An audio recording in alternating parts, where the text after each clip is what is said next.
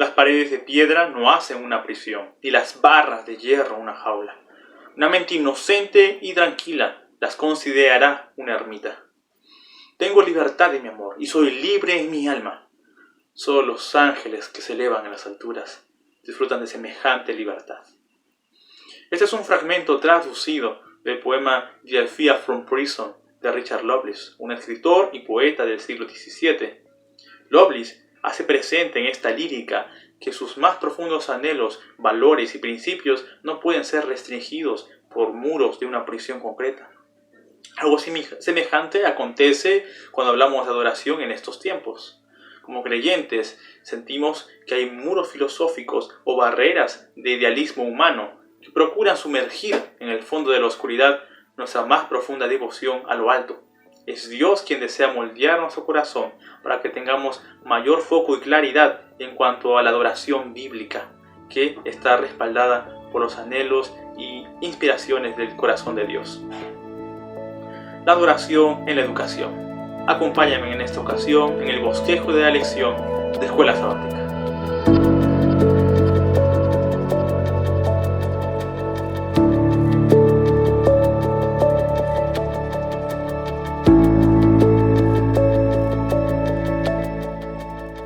Bien, apreciados amigos y amigas, en este séptimo módulo, la adoración en la educación, se mantiene el propósito de comprender más claramente la adoración como la base fundamental de la experiencia cristiana.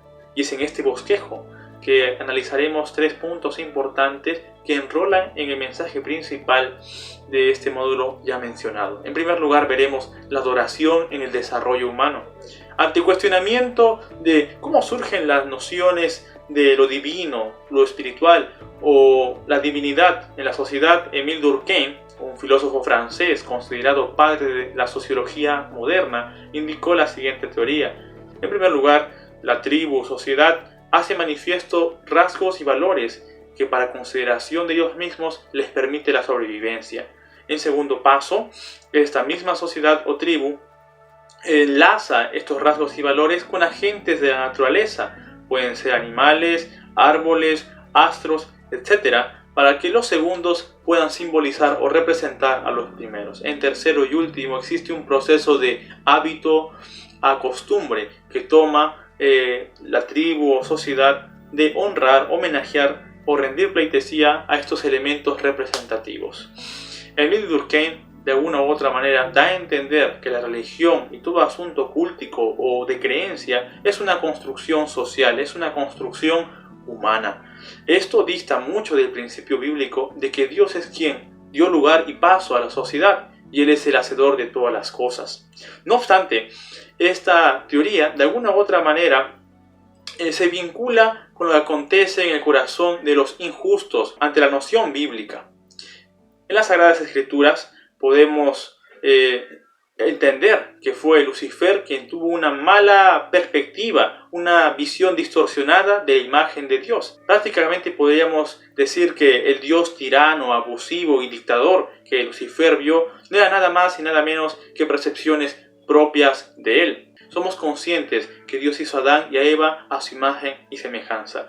Pero vivimos en tiempos en los que la sociedad quiere moldear a Dios conforme a su imagen y semejanza. Y esto a raíz del pecado, ya que el pecado es distanciarse de Dios, desvincularse de Dios o romper una ley o un pacto, que está asociado, por cierto, al mismo Dios. En el Salmo 38, versículos 5 y 7, encontramos una cita respecto a la educación en el pueblo de Israel, que dice así: Él estableció testimonio en Jacob y puso ley en Israel, la cual mandó a nuestros padres que la notificasen a sus hijos, para que lo sepa la generación venidera y los hijos que nacerán, y los que se levantarán lo cuenten a sus hijos, a fin de que pongan en Dios su confianza y no se olviden de las obras de Dios, que guarden sus mandamientos.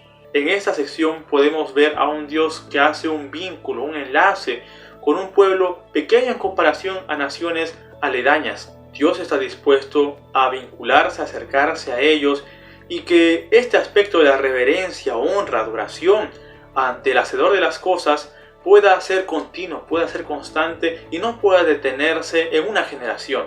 En ese sentido, hay una orden de poder enseñar, de poder instruir los mandamientos, de poder compartir a los sucesores de una primera generación las verdades. Y es en este mismo salmo que veremos que tales relatos están vinculados con las providencias que Dios hizo en Israel, a libertarlos, a cuidarlos en el desierto, a proveerles cuando ellos pasaban necesidad. La siguiente sección es la visión de Jesús respecto a la adoración. Si bien es cierto, hemos comprendido que Dios es quien otorga esta cualidad a los seres humanos, que les permite depender más de Dios, este fue un asunto desvirtuado, fragmentado a razón del pecado. Dios había instruido de manera adecuada a la nación de Israel para desvincularse. Les advirtió que puedan ser muy precavidos con las otras costumbres religiosas y ritos cúlticos que naciones vecinas tenían, para Baal, para Astarte y otras deidades que los paganos consideraban. Ellos lamentablemente cayeron, tropezaron, y lógicamente su sentido de adoración fue desvirtuado. Ya cuando Jesús estuvo aquí en la tierra, en el mismo Israel, habían ciertos extremos que impedían a los líderes religiosos tener una mayor claridad en cuanto al tema de la adoración. Así también Jesús tuvo experiencias muy ajenas a la sociedad judía. Una de esas se encuentra en el libro de Juan, cuando Cristo se encuentra en el pozo de Jacob, allá en Samaria, y se acerca una mujer en busca de agua. Acompáñame a leer Juan capítulo 4, versículos 23 al 24. Mas la hora viene, y ahora es cuando los verdaderos adoradores adorarán al Padre en espíritu y en verdad, porque también el Padre tales adoradores busca que le adoren. Dios es espíritu, y los que le adoran en espíritu y en verdad es necesario que adoren. Ante las extremas medidas que se vivían en el círculo de la sociedad judía, habían personas que tenían dudas como esta samaritana. ¿Será que solamente en Jerusalén o en el templo de Jerusalén tendría que rendirse honor, homenaje al Dios de los cielos? Esa fue una de las preguntas de esta mujer, y Jesús supo responder de la mejor manera y con sinceridad, aclarando que la adoración importa más de cómo se adora que dónde se adora. Así él resalta dos palabras claves, en espíritu y en verdad. En espíritu, a razón del amor que uno siente por Dios, y esto es fortalecido y surge de la experiencia que uno tiene con el mismo Padre Celestial. Y en verdad, se relaciona con un aspecto cognitivo que nos aísla del sentimentalismo barato, para darnos a entender la importancia de lo íntegro que es la adoración. La adoración debe ser en espíritu y en verdad. Aunque Jesús fuese judío, distaba de toda noción de adoración de los mismos líderes religiosos judíos, ya que ellos, con sus normas combinadas con razonamiento humano, afectaban el momento de adoración que muchas personas con espiritualidad y buena devoción rendían al Padre Celestial. En la siguiente y última sección veremos rivales de la correcta adoración. Un desafío constante de grupos políticos, de gobiernos, de naciones o empresas, incluso iglesias o denominaciones, es tener la unidad de sus integrantes, preservar la unidad de sus participantes. Y es eso lo que atravesaba la mente del rey Nabucodonosor. Se considera que para poder mantener a un grupo de individuos unidos, pese a sus diferencias culturales o ideológicas, es menester tener un enemigo en común. Para la noción de Nabucodonosor, en realidad fue todo lo contrario, y esta sería tener un ídolo o una idea ante quien doblegarse. Conocemos muy bien la historia del rey Nabucodonosor, pero más sorprendente es el mensaje que tenemos de los tres hebreos. En el libro de Daniel capítulo 3 versículo 16 podemos encontrar la respuesta ante la segunda oportunidad que el rey Nabucodonosor estuvo dispuesto a darles. Ellos no querían una segunda oportunidad, preferían antes ser leales a Dios.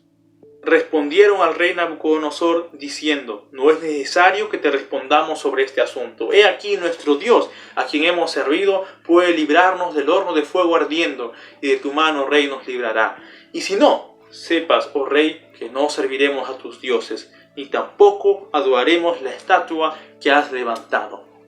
La idea en el antiguo cercano oriente del vínculo de una nación con su deidad era muy fuerte, muy llamativa. Aquella nación que tenía grandes ingresos, aquella nación que tenía productividad agrícola, era porque tenía un Dios que permitía tales hazañas. Aquella nación o pueblo o territorio que podía triunfar en la guerra, en la batalla, en el conflicto, era un Dios que hacía grandes hazañas en la guerra. Pero ante la posición de estos tres hebreos, la mente de Nabucodonosor fue mucho más abierta. Porque Nabucodonosor había crecido comprendiendo que las deidades hacían cosas a favor de los seres humanos y que para eso estaban los dioses.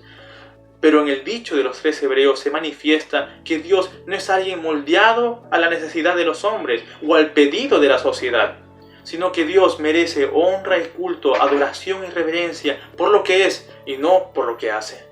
Prácticamente los tres hebreos declaraban para Nabucodonosor: pudiste haber atrapado o encarcelado nuestros cuerpos, pero jamás nuestros corazones, jamás nuestra libertad, jamás nuestra disposición de elegir a quién adoraremos. Es realmente una escena de película, una escena bárbara. Ese es el mensaje presentado a Nabucodonosor, que el Dios de los hebreos no era un Dios hecho a la moldura de los hombres o estaba allí para hacerlos sentir cómodos.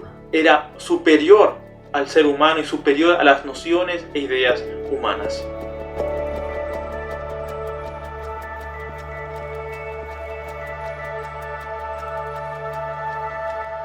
Bael aplica de este módulo en estos días me llevó a la siguiente pregunta: ¿cuál es el impulso o motor de la correcta adoración? Bien, apreciados amigos, la religión que proviene de Dios es la única que nos conducirá a Dios, así como la religión que provenga del hombre será lo que nos conduzca a quien lo atribuyó, a quien lo ofreció. En caso de Dios, con el fin de poder servirlo adecuadamente, de manera correcta, debemos nacer del Espíritu Divino. Y eso renovará nuestro corazón y restaurará nuestra mente, dándonos una nueva capacidad, la capacidad de conocer y amar a Dios, y la capacidad de obedecerle voluntariamente en todos sus requerimientos. Eso es verdadero culto, y es el fruto de la obra del Espíritu Santo. Deseo de todas las gentes, página 159.